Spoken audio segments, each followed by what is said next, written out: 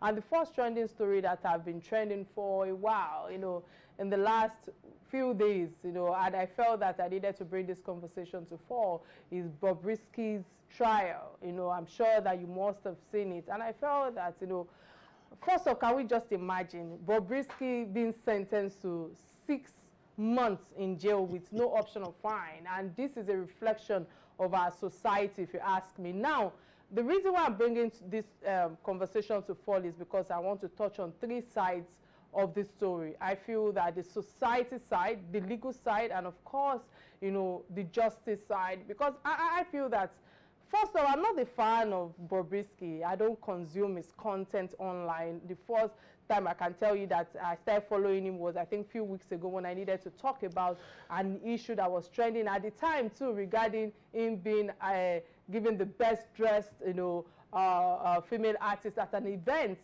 That was what made me just start following, and it was quite comical, I must put it out there.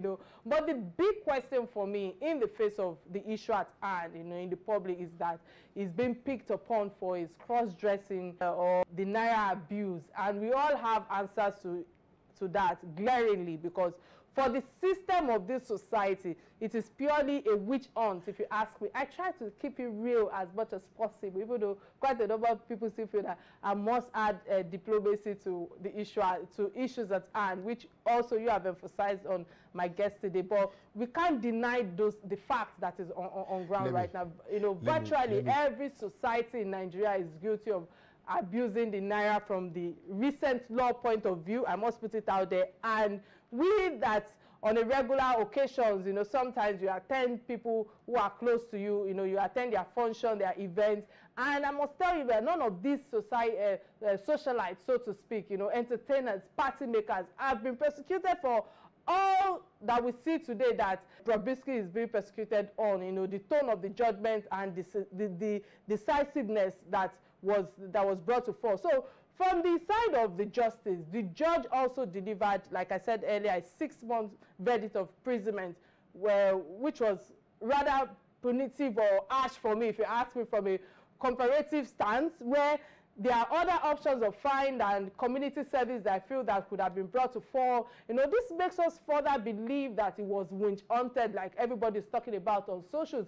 Can we believe that, as at last week or a few weeks ago, or a few days ago, EFCC struck out case of money laundering against him, while the initial petition against him was about Naira abuse? So I'm wondering, which one should we follow?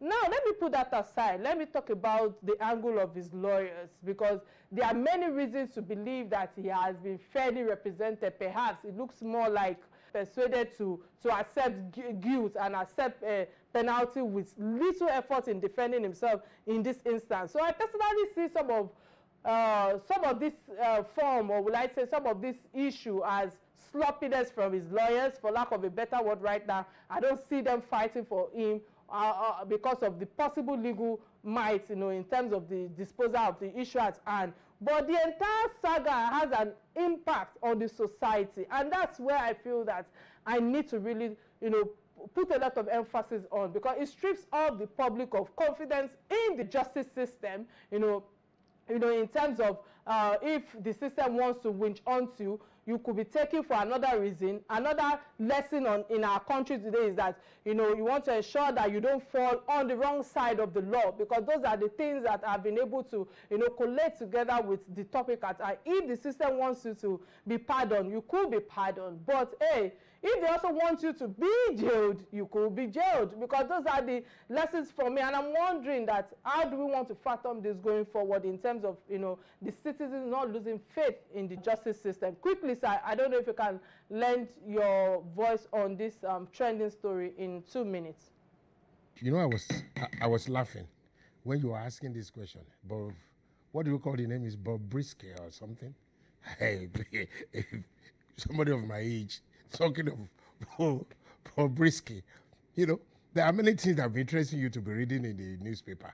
I think it's my kids that will be talking, or younger people that will be talking of BobRisky. But having said that, you see, like me, I'm a father.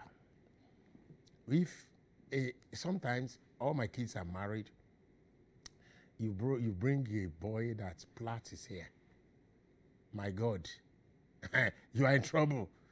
You see, let me tell you, my first daughter, she was 16 or 18. She said she wants to have a second hole in the earrings. It's the mom that called to beg me. We are old school. You see, our sister, you see, it's a graduate thing. You know, when I look at your face, I say, she's still young at heart. She's not an old lady. You know, so let me tell you, you see, our society for now, we are conservative. I'm telling you. I believe the judge, too, who sentenced that guy. Is he a guy or you see? He's a guy. They ask him, who are you? Are you a boy or a guy? He said, I'm a man. Society is frowning. You see, a lot of things are going across the world. People are changing sexes. They're attempting to undo what God has done. It's morality. You're not talking of law. It's morality. We are not Oyibo. We should not allow this kind of creeping thing to be creeping into our system. No. He might be doing it for fun. Many thanks. Maybe fun. Many you know, thanks but society is frowning at it. I'm running out of time, sir, and I'm trying to manage time.